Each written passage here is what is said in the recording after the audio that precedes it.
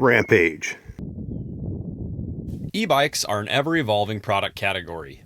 Any mountain biker wary of yearly incrementalism will find the e-bike landscape downright overwhelming. Trek's new Rail 9.9 line pushes the limits of technological integration and incorporates a host of new elements.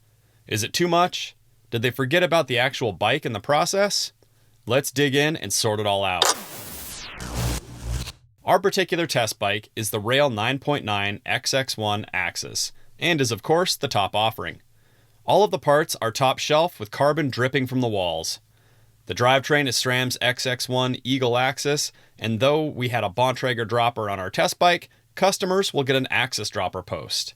SRAM code RSC brakes with a 220mm front rotor, 200mm rear rotor are on stopping duty. Our bike had the Bontrager Line 30 Pro carbon wheels and uses Bontrager's SE6 and SE5 front and rear tire combination. Trek uses the latest Bosch CX drive unit with a 750 watt-hour battery. Yes, our test bike is $13,799, which is about $2,000 more than an equivalent Slash. Trek updated the Rail 9 series with geometry that is a bit more reflective of that new Slash. Predictably, the reach grows, the head angle is a bit more slack, and the seat angle is a bit steeper. The new rail is available in sizes medium through extra large. Our size medium test bike has a 452mm reach with 448mm chainstays. A 64.2 degree head angle is plenty slack, and the 76.7 degree effective seat angle felt a bit more slack on trail. The 420mm seat tube is plenty low and would allow for an even longer dropper post. We'll get into it more later on, but we do feel the Rail and every other e-bike could benefit from a super duper steep seat angle given their ability to climb walls. Setting up the Rail 9.9 can be a bit of a different experience in so much as it starts with syncing your phone to your fork, rear shock, wheels, shifter, and derailleur. Because it is an e-bike, you can also download the Bosch Ride app and sync that to your bike as well. The component sync all happens via the SRAM AXS app, which helps streamline the process. In general, the layout and formatting are all quite clean and relatively simple. After syncing, riders will input their bike, e-bike or eMTB, and rider weight. From there, the app will give you an ideal pressure range. We used our digital shock pump to hit the target pressures. At our first go, things all went as they should. Throughout testing, however, we did notice inconsistencies between our shock pump and the Tyre Wiz app. At one point, there was a glitch that had our body weight in pounds convert to kilograms and suggested pressures were beyond the shock unit's thresholds.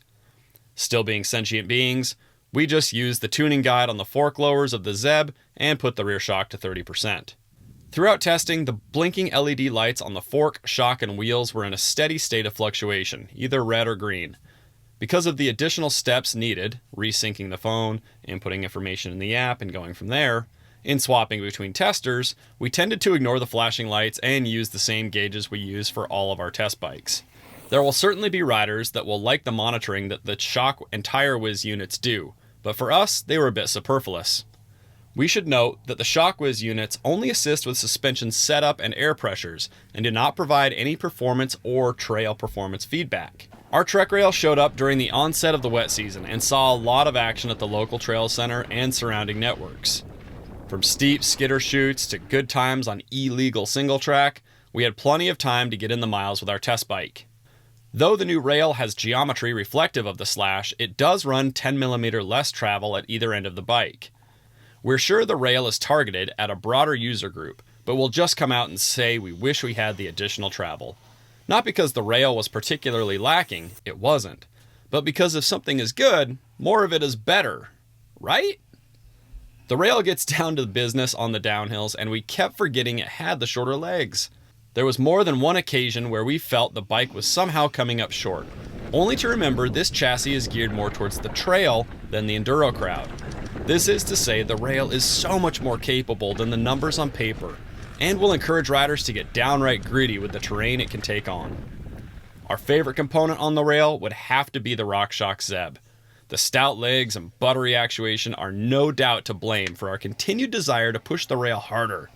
If the Trek were our own bike, we could see throwing a 170mm air spring in the fork. Sure, that slackish seat tube angle would suffer, but it may help let this dog off the leash when the going gets rowdy. The rail does have a flip chip, which could be put in the high position to offset such a change as well. We first met the revised RockShox Super Deluxe ThruShaft on the Slash last year, and did appreciate its performance over other iterations we've encountered. We may still color ourselves hesitant on a proprietary unit, but at the end of the day, our test shock worked great. The 3-position compression adjuster provides a very different ride feel and is simple enough. More picky riders may want to fine-tune with clicks in between Trek's presets, but for our part, on an e-bike, we took what we had and let the back of the bike deal with the punishment. If there is something we've come to expect with riding an e-bike, it is how much better the suspension feels. The Trek rail is no different. True, on our last go-around with this bike, we did find ourselves wanting for better performance. Trek has upped the game, and we were very happy with the Super Deluxe's ability to track in rock gardens, loft us off motor whoops, and not explode when slapping back to earth. E-bikes can climb some ridiculous stuff. Long before the powerful Bosch motor and our legs were done putting out the power, the front end was aloft. Even when climbing with the seat almost all the way down, and the nose of the saddle in an awkward position, the rail's front would get far too light. For our part, we would really want a steeper seat angle, and the appropriate geometry adjustments that accompany it. Our other limiting factor for climbing was the Bontrager SE5 rear tire. Frankly, one could make this complaint with many rear tires on e-bikes, but something with less ramp would be nice. Mountain bike tires have ramped leading edges to help them roll faster. E-bikes have motors and a lot of extra power going to the rear wheel. To that end, riders can easily run out of traction while going uphill, again before the bike and rider are done with things. It would be cool to see some more blocky treads, dare we say e-bike specific, rear tires on these bikes. At the least, an SE6 rear tire would have helped us from spinning out on the steep loose climbs. E-bike motors clunk when descending. It's the nature of the business and having the motor disengage while coasting. Otherwise, our rail was nice and quiet, again, aside from the whirring of the motor when pedaling. We did get our derailleur to clank occasionally when going full tug to flat through moto whoops.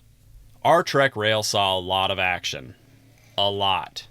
It came out of the other side a tad bruised, but suffered no major issues. The only area of concern for us was the Bosch components and their general size and vulnerability. We did find our buttons to gum up a tad after some exposure to mud and moisture. Much like the kiosk screen, the Bosch controller is rather large and can find itself in harm's way in the event of a go-down. Our controller did free up again, but it was concerning to have limited functionality on this important component. On more than one occasion, our kiosk display was ejected from the top tube. There's my screen's in the snow. Yeah, here's your laptop. Riders can pull the display, but will lose some riding stats while in motion. A smaller unit would mean less information at the ready, but the trade-off may be better durability and reduced vulnerability. Our favorite thing about the Trek rail is the actual bike. We may be wishing for more travel, but dang it, that just means this thing rips. The rail is comfortable, confident, and a blast to ride. While we were also big fans of the Bosch motor and all that glorious grunt, it comes at the cost of a system that tries to do too much. Electric mountain bikes are a dirty, messy affair and need to be spec'd as such. E-bikers in more dry climates, or who really enjoy the additional technical integration, will love the Rail 9.9 and the Bosch system. To go further in depth with our review and see more of what we put this rail through, head over to vitalmtb.com. If you want to see more content like this, like, subscribe, leave a comment below, but maybe not mention the price. Until next time, go ride your bike, happy trails, all that stuff. Please remain seated.